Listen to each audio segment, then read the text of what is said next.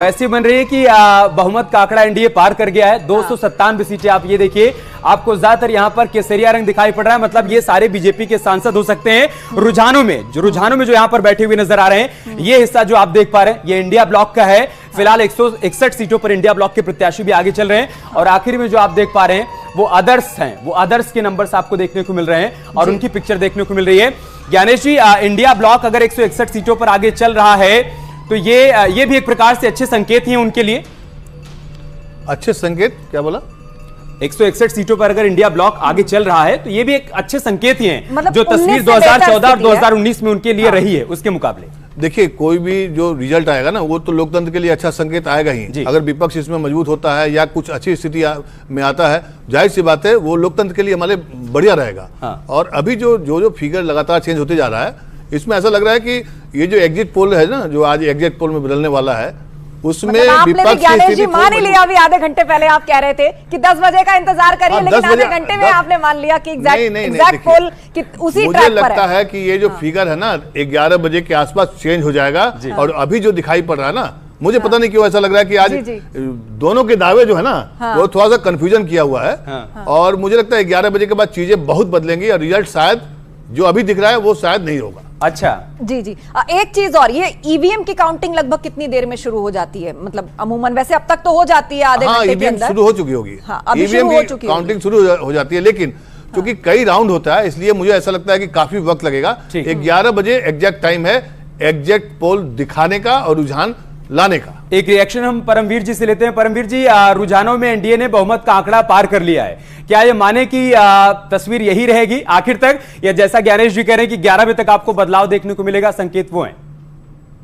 देखिए, ये मेरा मानना नहीं है, लेकिन तमाम जो मैं पीछे से पॉलिटिकल पोस्चरिंग देख रहा था, वो लोग शक जताते थे कि INDI गठबंधन वाले की पोस्टल बैलेट में गड़बड़ी की हो जाती है, कि ज्यादा करके सरकार के पक्ष में आते हैं। देखिए, आपके सामने है, ये लगभग 60-40 का रेशो आ रहा है कि 60% अगर सरकार के पक्ष में तो 40% विपक्ष में भी आ रहे हैं। तो ये देखिएगा आप, जब ईवीएम खुलेगा ना, तो ये आपका जो एग्जिट पोल था वो एग्जैक्ट पोल ही बनेगा, क्योंकि अभी तो ये पोस्टल बैलेट के ऊपर तो हंगामा होता था, और वो पोस्टल बैलेट में ही अगर जीत दिखाई दे रही है तो दूसरे ईवीएम खुलने के बाद भी यही रहने वाला है। वीरेन जी, एक कमेंट आपका लेना चाहूंगी मैं यहाँ पर। इस बार कहा जा रहा था कि जो साउथ है वो बड़ा अनप्रेडिक्टेबल है, बीजेपी ने भी यहाँ पर खूब जोर लगाया। उसे उम्मीद तेलंगाना से भी है, उसे उम्मीद जो है वो कह रहे हैं कि केरल में भी इस बार खाता खुल सकता है, कर्नाटक में भी कुछ हो सकता है। तो बीजेपी ने भी अपने लिए ग्राउंड तैयार करने की वहां पर कोशिश की है। तो और दूसरी तरफ कांग्रेस की या फिर INDIA की जो बढ़त है 2019 से अभी तक, आपको लग रहा है कि कांग्रेस का पूरा फोकस और जो उसकी उम्मीदों में आगे था वो भारत का सदर्न पार्ट था, बीजेपी ने भी वहां पर जोर लगाया है, तो वो महत्वपूर्ण रोल प्ले करेगा? रुझानों में क्या आप इसका असर देख रहे हैं INDIA जो बढ़ा है 2019 के बाद से?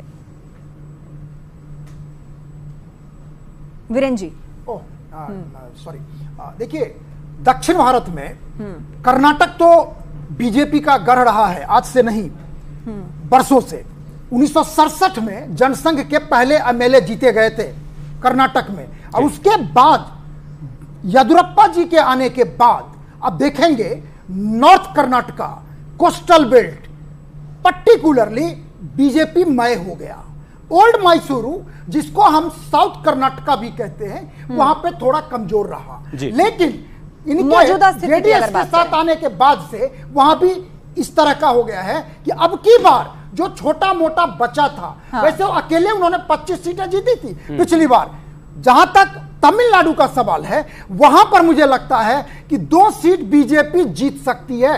तेलंगाना में भी कहा जा रहा है कि वहां बीजेपी अच्छा कर सकती है जी। और इस तीसरी बात है आंध्र प्रदेश। आंध्र प्रदेश में TDP के साथ JSP के साथ समझौता ने एनडीए को इतना माफी के साथ रोक रहा हूं। रुझानों में एनडीए ने 300 का नंबर पार कर लिया है।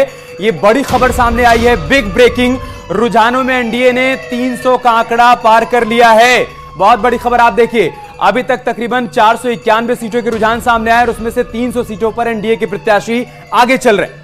रुझानों में एनडीए 300 के पार हो गई है। रुझानों में एनडीए बहुमत से आगे निकल गई है। अभी तक कंफर्टेबल बहुमत में वो पहुंच चुकी थी, तो हमने दिखाया था कि जो लोअर हाउस है वो कैसा दिखने लगा है। और अब एनडीए 300 सीटों पर आगे चल रही है, INDIA 171 सीटों पर, वो भी 2019 से आप देखिए बेहतर स्थिति में है इस वक्त। ज्ञानेश जी, 2019 में ऐसा लग रहा था कि एनडीए और मोदी को टक्कर देने के लिए विपक्षी गठबंधन एक हुए थे, तब भी गठबंधन बना था, लेकिन ऐसा लगा कि शायद सरेंडर करके चुनाव लड़ा गया। लेकिन अब स्थिति अलग है, अब स्थिति अलग है। यहां पर विपक्षी गठबंधन ने भी अच्छा खासा मार्जिन अचीव किया, अगर आप 2019 से कंपेयर करें तो।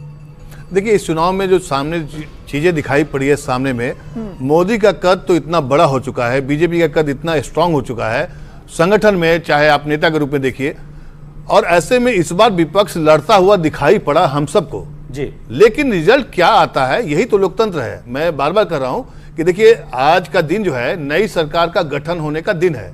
नई सरकार किसकी बनेगी?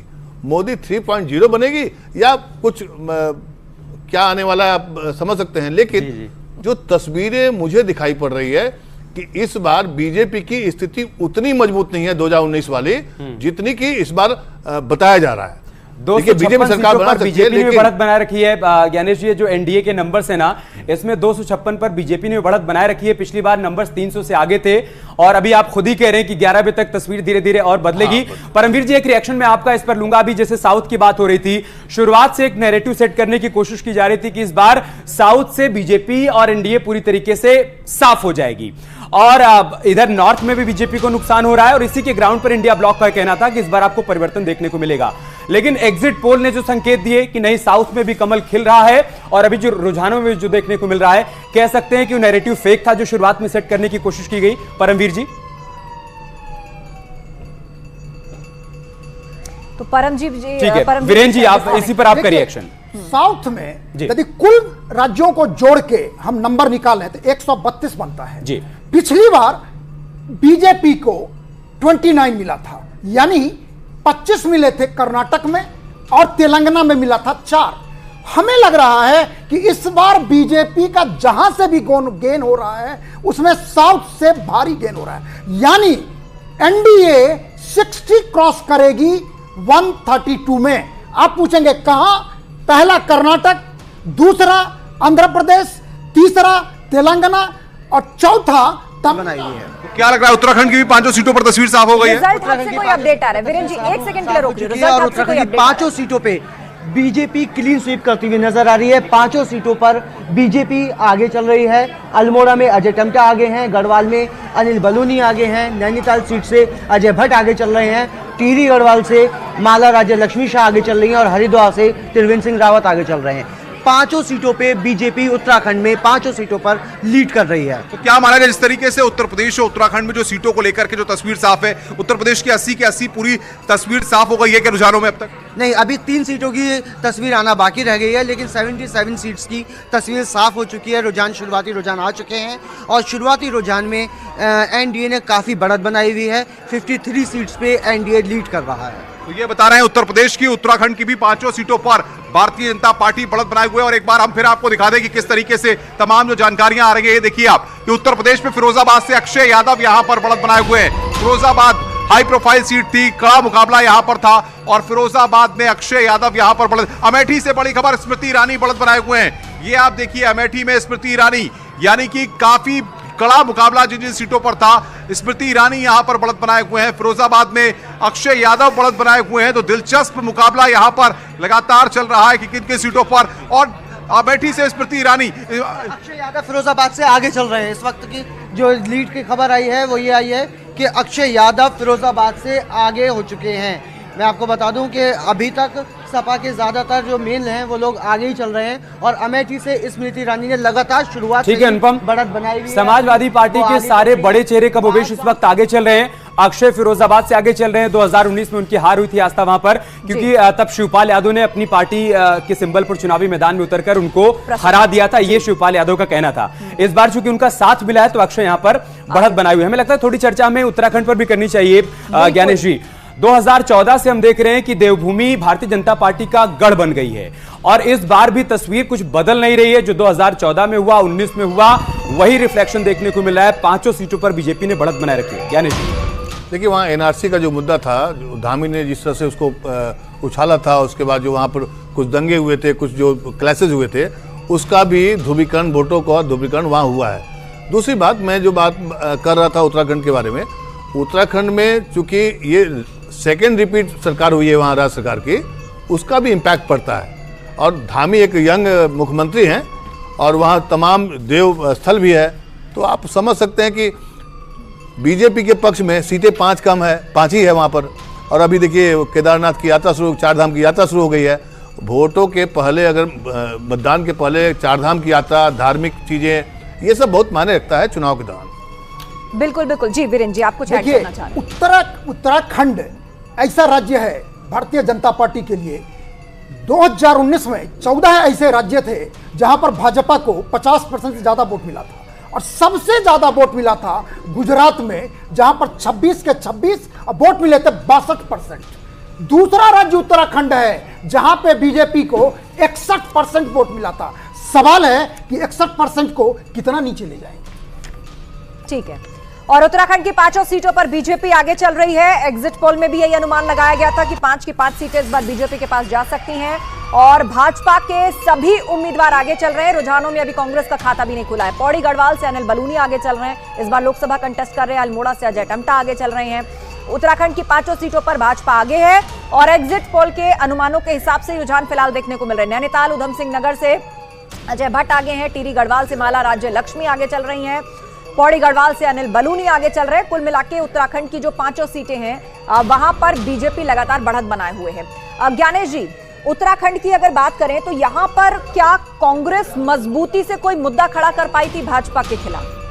उत्तर प्रदेश में तो हमने देखा बहुत सारी बातें हुई, लेकिन ये जो यूसीसी का आना था, क्या ये बीजेपी के लिए कोई बड़ा मास्टर स्ट्रोक साबित हुआ? हाँ, मुझे लगता है अगर 5 सीट अगर आ रही है बीजेपी को, तो आप मान सकते हैं यूसीसी वाला जो मुद्दा है ना, वो काम कर गया है। दूसरी बात, उत्तराखंड में कांग्रेस कमजोर नहीं है, ये भी ध्यान रखने की बात है, लेकिन बीजेपी का जो उभार हो रहा है ना, उसके कई फैक्टर्स सामने आ रहे हैं। जैसे हम लोग मानते हैं कि मोदी जी का एक बड़ा व्यक्तित्व है, और खास करके, लेकिन आपने जो हमारे साथी ने कहा कि उत्तराखंड बीजेपी का गढ़ रहा है, याद रखने की बात यह भी है कि यहाँ मुख्यमंत्री चुनाव हार गया था पुष्कर सिंह धामी, ये भी ध्यान रखने। लोकतंत्र में क्या होता है ना, जीतता है उसी को हम लोग मान लेते हैं कि सही बात है। दूसरी बात, मैं कह रहा था कि 11 बजे तक जो आंकड़े आएंगे, अभी तक ये हम लोग के पास सामने नहीं आ पा रहा है कि कितने वोट से कौन कितना आगे है। ये जब रुझान शुरू हो जाएगा। अभी आपने मुख्यमंत्री के हारने की बात कही, तो ज्ञानेश जी आपको याद होगा कि हरीश रावत भी चुनाव वहां पर हार गए थे। बिल्कुल बिल्कुल। और इस बार जो अभी जिसका जिक्र आस्था कर रही थी कि क्या कांग्रेस उतनी मजबूती के साथ वहां पर नहीं दिखी, तो इस पर मैं वीरेंद्र जी आपका रिएक्शन चाहूंगा। गणेश गोदियाल ने तो कह दिया था कि हम चुनाव लड़ ही नहीं सकते, हमारे पास संसाधन नहीं है। हरीश रावत को टिकट दिया गया तो उन्होंने कहा कि नहीं, मेरे बेटे को लड़ाई मैं नहीं लड़ूंगा। जी जी, देखिए, नरेंद्र मोदी का जो मैं बता रहा था आपको, जब से उनका अराइवल होता है इंडियन पॉलिटिक्स में, आप देखेंगे कि हैदराबाद में मेट्रोपॉलिटन का चुनाव होता है, उसमें भी बीजेपी उसी जज्बे के साथ चुनाव लड़ती है। यानी जो भी चुनाव हो, छोटा चुनाव हो, बड़ा चुनाव हो, पूरे कार्यकर्ता को गैल्वेनाइज करके रख देता है। आपको आश्चर्य होगा, रायबरेली की कहानी सुनाते हैं, आखिरी मिनट में राहुल गांधी तय करते हैं कि रायबरेली से चुनाव लड़ेंगे। वो फोटो आया था सारे चैनलों पे कि नॉमिनेशन से एक दिन पहले रंगाई पुताई हो रही है कांग्रेस के कार्यालय का। जी ठीक है, इस पर हम विस्तार से चर्चा करेंगे। सीट शेयरिंग पर भी गठबंधन का जो था, बहुत सारे स्टेट्स में बहुत देर में सहमति बनी, बहुत सारे पहलू है जिस पर चर्चा करनी है। लेकिन इस बीच एक और मेहमान हमें ज्वाइन कर रहे हैं। धमाकेदार स्वागत कीजिए हमारे साथ प्रभात त्रिपाठी जी का। वरिष्ठ पत्रकार प्रभात त्रिपाठी जी हमारे साथ पैनल में शामिल हो रहे हैं और उनसे चर्चा करेंगे। हमारे वरिष्ठ पत्रकारों का पैनल जो है वो बढ़ता जा रहा है, और जैसे जैसे घंटे बीतेंगे, बहुत बहुत धन्यवाद। प्रभात जी, बहुत बहुत स्वागत है आपका न्यूज़ 18 के स्टूडियो में, और हमने आपका वेलकम भी किया क्योंकि लोकतंत्र का महापर्व है और उसकी खूबसूरती यही है कि सेलिब्रेशन इसी तरीके से हो। अभी जो आप पिक्चर देख रहे हैं, एनडीए ने 300 का आंकड़ा पार कर लिया है, क्या कहेंगे? पहला रिएक्शन आपका।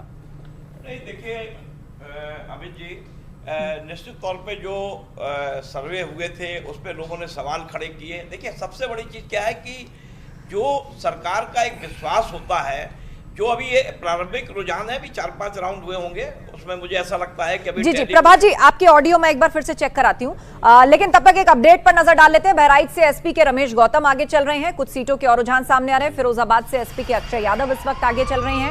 कुछ और सीटों पर गौतम बुद्ध नगर से बीजेपी के महेश शर्मा आगे चल रहे हैं, और आंवला से एसपी के नीरज मौर्य आगे चल रहे हैं। यानी गठबंधन के भी जो प्रत्याशी हैं, बांसगांव से बीजेपी आगे चल रही है, बहराइच से एसपी के रमेश गौतम आगे चल रहे हैं। तो ये जो डिफरेंस है आईएनडीआईए और एनडीए के बीच का, ये ऐसा नहीं है कि मार्जिन बहुत ज्यादा हो। आईएनडीआईए के भी प्रत्याशी अभी तक फाइट में बने हुए हैं। रुझानों के हिसाब से अभी कई सीटों पर वो आगे हैं। मिश्रिक से बीजेपी के अशोक कुमार आगे चल रहे हैं। इसके अलावा बहराइच से एसपी के रमेश चंद्र आगे चल रहे हैं। तो ये तो अपडेट है जो फिलहाल सामने आ रहा है। और देश भर की अगर बात करें तो 302 सीटों पर एनडीए आगे चल रही है, लगातार 300 के पार है। 175 सीटों पर आईएनडीआईए गठबंधन और 22 सीटों पर अदर्स बढ़त बनाए हुए हैं। अंबेडकर नगर में फिलहाल बीजेपी प्रत्याशी रितेश पांडे पीछे चल रहे हैं, जो कि पिछली बार बीएसपी के सिंबल पर जीते थे, लेकिन इस बार चुनाव से पहले वो भारतीय जनता पार्टी में आ गए।